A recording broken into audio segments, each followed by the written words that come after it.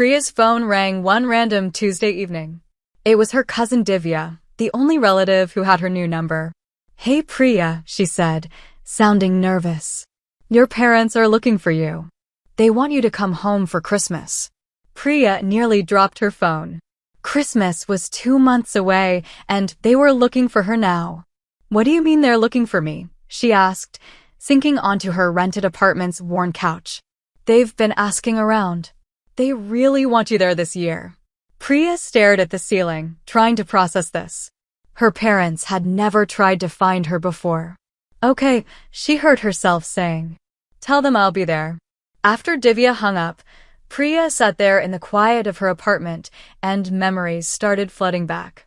She was always the weird kid, the one who couldn't make friends, who'd rather sit in the corner with a book than talk to people. Her parents even took her to a psychologist when she was little because they thought something was wrong with her. The psychologist was nice, Dr. Mehta, she thought her name was. Priya was 12 when Dr. Mehta had this meeting with her parents. She remembered sitting there, trying to make herself smaller in the chair while the doctor told them straight up, a lot of Priya's issues stem from emotional rejection. "You clearly favor your older son." Her parents went nuts. "That's ridiculous," her mom said. "We love both our children equally." But Dr. Mehta was right.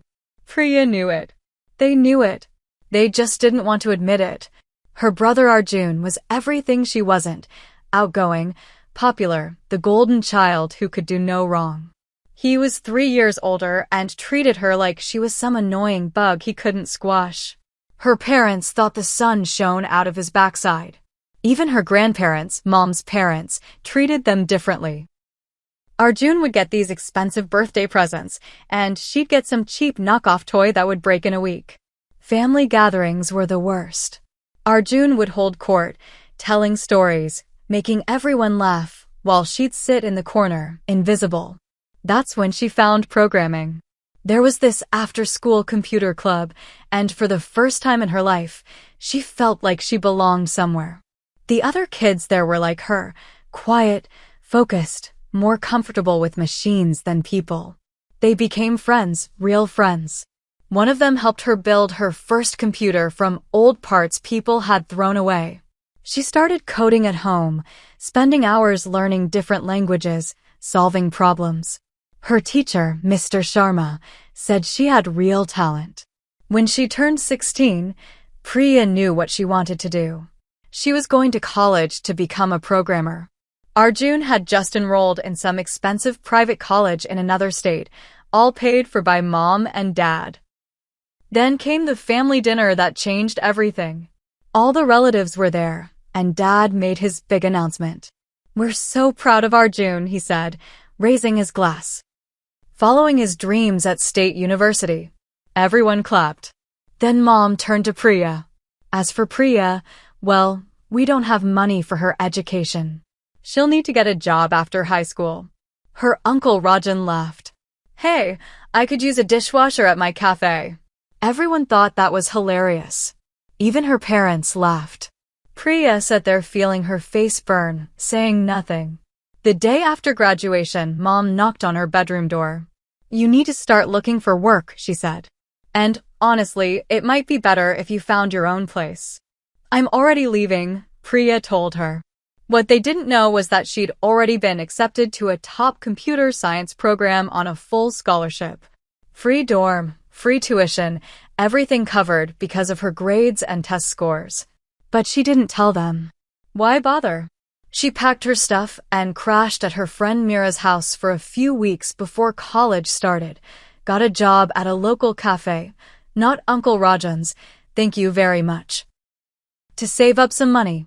Then she moved to a different state for college. For years of hard work, late nights, and countless coding projects later, she graduated at the top of her class. A tech company recruited her straight out of school. They started her on complex projects immediately, and the pay was insane compared to what most new grads were making. Now, for years later, she was one of their best programmers. She worked on the projects nobody else could handle. Her salary and bonuses were impressive. And there she was, about to go back to the people who couldn't wait to get rid of her. 2 weeks passed in a blur. She finished her latest project, a massive system integration that they sold to one of the tech giants. The company made bank, and her bonus was huge. Like buy a house huge. She called a realtor. Within days, she found her the perfect apartment. 2 bedrooms, modern kitchen, great neighborhood. At 26, Priya was a homeowner. She threw a small housewarming party 2 weeks before Christmas. Just her real friends, the ones who actually knew her and cared about her. As they sat around her new living room, drinking wine and eating takeout, Meera raised her glass to Priya, who proved them all wrong. They clinked glasses and Priya smiled. In a week, she'd be facing her family again. But this time, she wasn't that scared little girl anymore. This time, she knew exactly who she was and what she was worth. The week before Christmas, she took time off work and packed her bags. She bought presents for everyone. Nice stuff, but nothing too flashy. Didn't want to make it obvious how well she was doing. The drive to her parents' house took 6 hours. As she pulled up to the old 2-story colonial, she noticed how run down it looked. The paint was peeling, the gutters were sagging, and the front steps needed repair. 8 years had not been kind to this place. She parked her car and grabbed her suitcase and the gift bags. Her hands shook a little as she rang the doorbell. Footsteps approached, and then the door swung open. Mom stood there, squinting at her like she was trying to place her face. Then recognition dawned. Priya? Oh my God. Is that really you? She pulled Priya into an awkward hug. You look different. Priya stepped inside, and immediately the familiar smell hit her. That combination of old carpet and Mom's potpourri that she'd never forgotten. The living room was crowded with relatives, and conversations died as they noticed her. Look who decided to show up, someone whispered. Is she wearing pajamas? Another voice muttered. Priya glanced down at her outfit, designer jeans and a simple black sweater. Expensive stuff, but understated. To them, she probably looked like she just rolled out of bed. Mom led her into the living room. Everyone, Priya's here. The relatives gave her these fake smiles and half-hearted waves. Nothing had changed. Then Arjun's voice boomed from the kitchen. Well, well, well. Look what the cat dragged in. He strutted into the room with his arm around a pregnant woman. This is Anjali, my wife, Arjun announced proudly. And this, he patted her belly, is going to be your niece or nephew. Congratulations, Priya said. Arjun looked her up and down. So, what are you doing these days? Still hiding in corners, avoiding people. Some of the relatives chuckled. Priya felt her face get hot. I work in tech, she said simply. Tech, huh? Like fixing computers? Tech support. He turned to Anjali. Priya was always the antisocial one. Probably works in some basement somewhere. Priya just nodded. Something like that. Mom clapped her hands.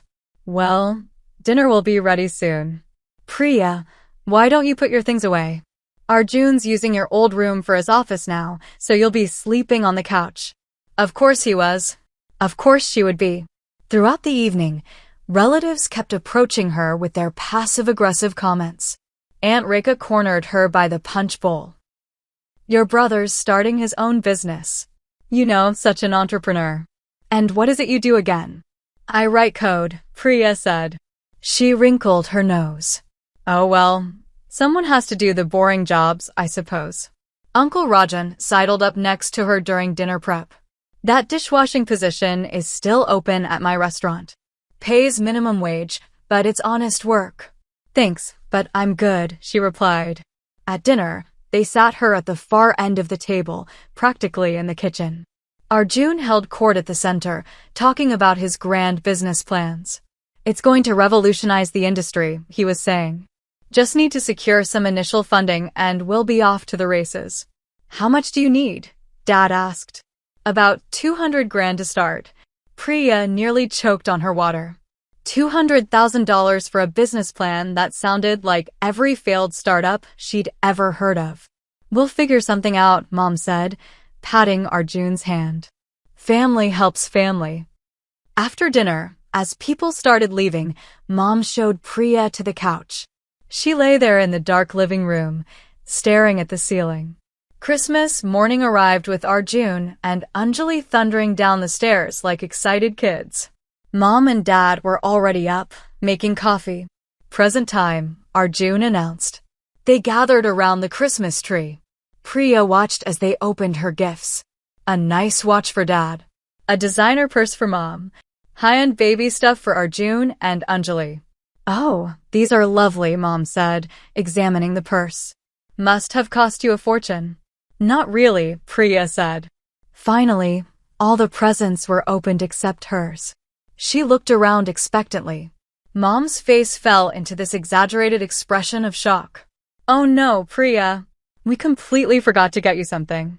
Arjun burst out laughing, just like when they were kids. Remember how you used to cry about it? Anjali giggled. Dad chuckled. They were all laughing at her. Yeah, Arjun continued. Don't start blubbering now. You're supposed to be an adult. Priya felt something shift inside her. Not sadness, not hurt, just clarity. I'm not going to cry, she said calmly. She reached for her purse. Actually, I just bought myself a pretty nice gift. She pulled out her keys and held them up. The silver keychain caught the morning light. Mom frowned. What's that supposed to be? Keys, Priya said. To my new apartment. I bought it last week. The room went dead silent. You bought an apartment? Dad said slowly. How? With money, Priya replied. From my job. My company just sold a system I developed to a major tech corporation. My cut was pretty good. How good? Mom asked, her voice sharp. Priya shrugged. About $150,000. You could have heard a pin drop. Arjun's mouth hung open. Anjali's eyes were huge. Mom and Dad looked like she just told them she was secretly a millionaire. $150,000? Mom repeated, her voice climbing higher with each word. What kind of job pays bonuses like that? I told you, Priya said calmly. I'm a programmer. I work on complex projects for major tech companies. I develop systems for Fortune 500 companies. Dad leaned forward in his chair. How long have you been making this kind of money? Since I graduated college. The bonuses vary, but my salary has been 6 figures for years now. Mom stood up and walked over to her, suddenly all smiles. Sweetie, why didn't you tell us sooner? We're so proud of you. The change was instant, like someone had flipped a switch. Yes, our daughter the programmer. Dad chimed in. Arjun, did you hear that? Your sister works with Fortune 500 companies. Arjun glared at Priya. Anjali tugged at his sleeve, whispering something. So, Mom continued, sitting down next to Priya on the couch. Tell us about this apartment of yours. How many bedrooms? 2 bedrooms, 2 baths. It's in a good neighborhood, close to work. That's wonderful. She patted Priya's knee. You know, we should visit sometime. Family should stick together. Priya almost laughed. Family should stick together? They hadn't bothered to find her phone number for 8 years. Actually, she said, standing up, I should get going. Long drive home. No. Mom grabbed her arm. You just got here. Stay a few more days. We have so much catching up to do. Dad nodded enthusiastically. Your mother's right. We barely got to talk about your career. Priya looked at them, these people who couldn't wait to get rid of her 8 years ago, and went to gather her things. As she packed, she could hear them whispering urgently in the living room. When she came back with her suitcase, they were all standing there with these desperate smiles. Before you go, Dad said, we should talk about Arjun's business opportunity. As your brother mentioned, he needs some startup capital. And since you're doing so well, Arjun stepped forward. It's a solid investment. You'd be getting in on the ground floor. How much? Priya asked. Just 200,000, he said. With your income, that's nothing, right? Priya looked at these people. Her parents who'd laughed when Uncle Rajan offered her a dishwashing job. Her brother who'd mocked her entire life. His wife who'd giggled along with everyone else just this morning.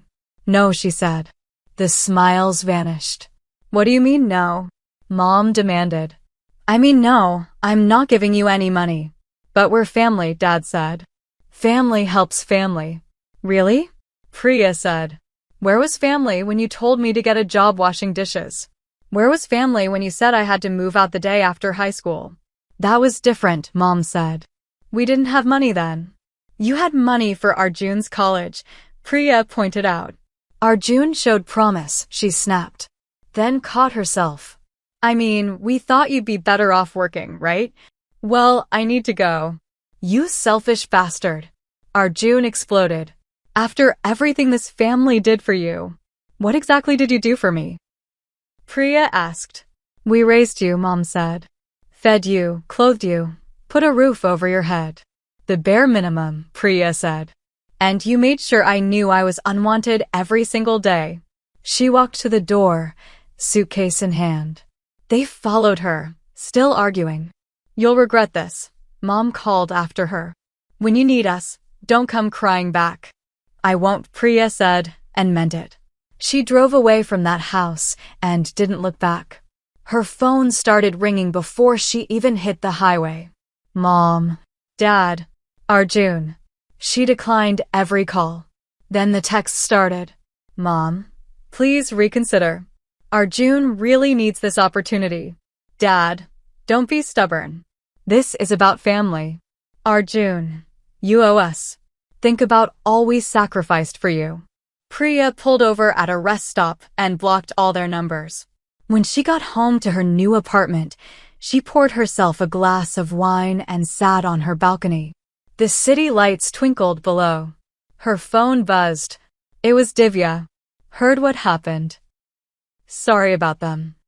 Priya texted back, don't be. This is the best Christmas gift they could have given me. Freedom from feeling guilty about cutting them off. Divya sent back a laughing emoji. Your mom's already telling everyone you're selfish and ungrateful. Let her. Priya replied. That night, she slept better than she had in weeks. Her own bed, in her own apartment, with no more obligation to people who never wanted her in the first place. The next morning, she woke up to a flood of messages. But not from the blocked numbers. These were from aunts, uncles, cousins she barely knew. Your mother told us what happened. How could you abandon your family? Arjun is trying to build something. You should support him. We always knew you were selfish. One by one, she blocked them all except Divya. She called Priya that afternoon. Jesus, Priya, the whole family's going crazy. Your mom's called everyone, telling them you're rich and won't help Arjun. Good for her, Priya said. They're saying you've forgotten where you came from. Of course they are. Priya sighed. Can't accept that the daughter they ignored might actually be successful. I'm proud of you, Divya said quietly. For what it's worth. It's worth a lot, Priya told her. You're the only family I want to keep in touch with. Are you really okay with cutting everyone else off? She asked. Divya, Priya said, I cut them off 8 years ago. This is just making it official. That evening, she met up with her friends at their usual wine bar. She told them everything. Good riddance, Mira said. They sound toxic as hell. Are you going to miss them at all? Another friend asked. Priya thought about it. You know what? I don't think I will. I think I've been mourning the family I never had for years. This just finishes it. She raised her glass. To chosen family. To chosen family, they echoed as they clinked glasses. Her phone buzzed. An unknown number. She knew it was them, finding new ways to reach her. She switched it to silent and focused on the people who actually cared about her. 6 months had passed since that Christmas disaster, and Priya's life had never been better. Summer was in full swing, and she was sitting on her balcony with her morning coffee, watching the city wake up below. The past half year felt like emerging from a fog. she hadn't even realized she'd been living in. Divya called her about once a week with family updates. Not because Priya asked, but because she knew Priya would want to know if anything actually important happened. Mostly it was the same old drama with new variations. Arjun's daughter was born last month, she told Priya during their most recent call. They named her Mira. That's nice, Priya said. And she meant it. She hoped that little girl would have a better childhood than she did. According to Divya, Arjun and Anjali were still living with her parents. The big entrepreneurial dream hadn't materialized. Shocking, she knew. He kept talking about his business plans at family gatherings, but now the relatives were getting tired of hearing about it. Without any actual progress to show, even his biggest supporters were starting to ask uncomfortable questions. Her parents had apparently turned her betrayal into their favorite sob story. At every family event, they'd tell anyone who'd listen about their ungrateful daughter who abandoned them despite all their sacrifices. Meanwhile, Priya's life had taken some beautiful turns. 3 months after Christmas, she met Vikram at a coffee shop. He was a graphic designer, understood her work, and most importantly, understood why she'd cut ties with her toxic family. He had his own history with difficult relatives. Work was going amazingly too. She'd been promoted to lead architect for their new AI integration project. The salary bump was nice, but honestly, she was more excited about the technical challenges. Her team respected her. Her boss valued her input, and she was building things that mattered. Sometimes she'd think about telling her parents about the promotion, about Vikram, about the patents she'd filed.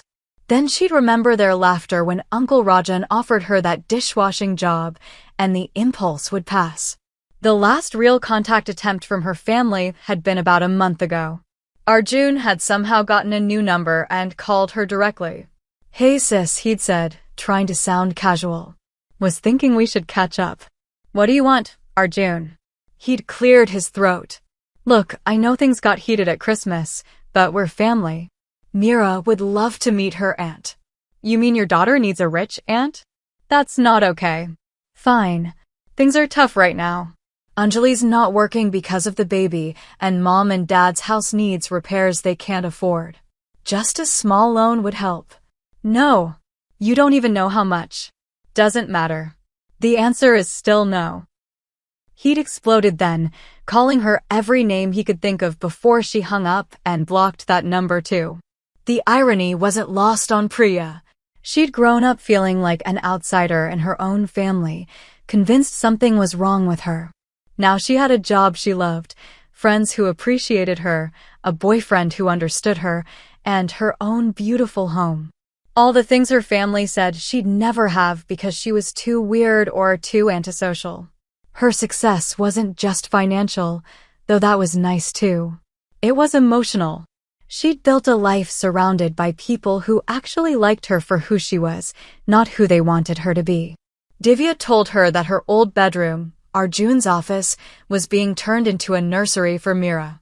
Her childhood space was being erased, but it didn't hurt like she thought it would. That room had never really been hers anyway, just like that house had never really been her home. Her real home was here, where she decorated every wall herself, where her friends gathered for movie nights, where Vikram and she spent lazy Sunday mornings coding together on the couch. This was the life she'd built, piece by piece, while her family was busy telling her she'd never amount to anything. Sometimes they still tried to reach her through flying monkeys, distant relatives, or family friends who thought they could guilt her into being reasonable. Her favorite was when Aunt Rekha left her a voicemail saying, "Family is forever, Priya. You can't just walk away."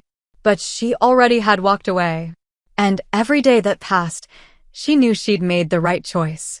Vikram and she were planning a trip to Bali next month. They'd been learning some basic Indonesian together, researching restaurants, mapping out which temples to visit. When she posted a photo of their travel books on social media, Divya mentioned that mom had seen it through a cousin's account. She says it's typical of you to spend money on vacations instead of helping family, Divya reported. Good, Priya said. Maybe someday they'll realize I'm never coming back. Last week, her boss called her into his office. Another promotion was coming, this time to head the entire engineering department.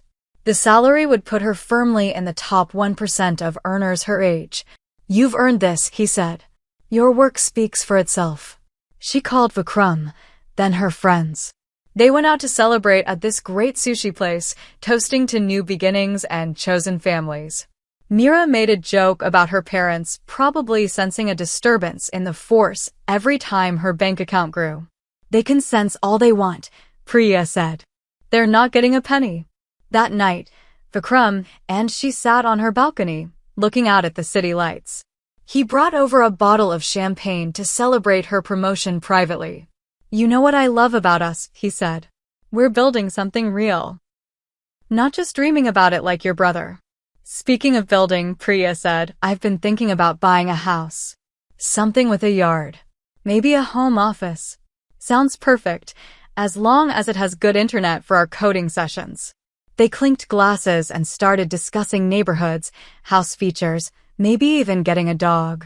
It was exactly the kind of future planning she'd never been able to do with her birth family, who'd only ever seen her as a burden or, later, as a bank account. Her phone buzzed with a text from Divya. Your mom's telling everyone you're probably a drug dealer. That's why you have so much money but won't help family. She showed it to Vikram, and they both laughed. Should I tell them the truth? She asked. That I'm successful because I worked hard while they were busy playing favorites? Why bother, he said. They'll believe what they want to believe. He was right. Her family had written their own story about her long ago. The weird kid, the antisocial daughter, the selfish sister. The truth didn't fit their narrative, so they rejected it. But Priya had her own story now. One where the weird kid became a respected engineer. Where the antisocial daughter found her people. Where the selfish sister learned that putting yourself first isn't selfish. Hi besties, thank you so much for watching to the end.